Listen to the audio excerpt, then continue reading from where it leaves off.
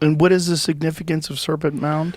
Well, Serpent, the first and foremost thing is it's an incredible, beautiful, amazing site, which everybody who can get to Ohio should go and see. It's just a most incredible place. But secondly, there are indications that it's much older than it's supposed to be, and that has particularly to do with the way that the jaws of the serpent line up to the setting sun, and because the changing positions of the sunset due to changes in the Earth's motion. So this is it here? That's it there. We're looking at that's the head of the serpent, and is looking straight at the setting sun. And this alignment was perfect about 12,500 years ago. It's slightly off today, and that's because of changes in the rising point of the sun over thousands and thousands of years.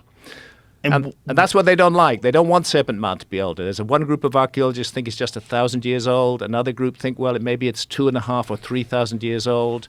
But the notion that it might be 12,000 years old is something they don't want anybody to hear, really. And is the evidence that it's 12,000 years old just based with the alignment of the sun, or is there other evidence? No, there's other evidence as well. There's material from that time that have been found at Serpent Mound, but archaeologists consider it to be irrelevant to the date of Serpent Mound.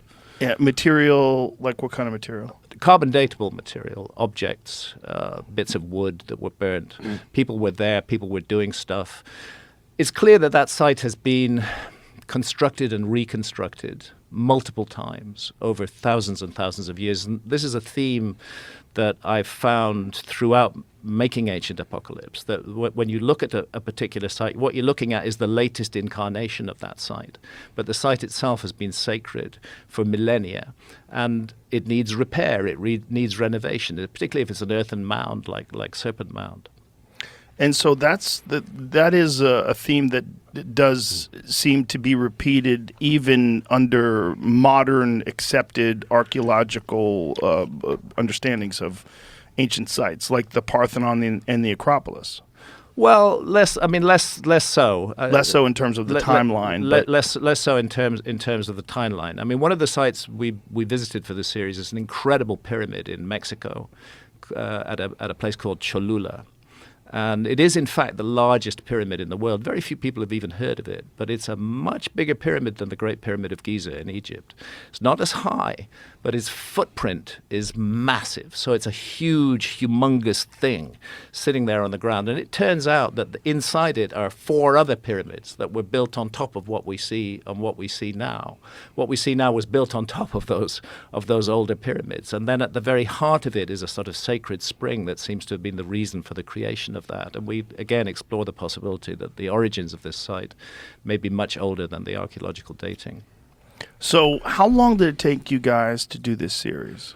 Well, to be clear, it was the series is me, and it's me making it, but Randall plays an incredibly important role in the series. Randall and I are comrades in arms. We're working together against the mainstream to bring an alternative point of view. And Randall is the star of episode 8.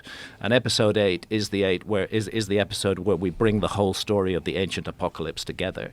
The terrible things that happened to this world, the terrible things. That was the time when all the great megafauna went extinct, the saber-toothed tigers, the woolly rhinos, and so on and so forth. They all went extinct between 12,800 and 11,600 years ago. And there's evidence of just utterly cataclysmic flooding in North America, particularly in the channeled scablands in the Pacific Northwest.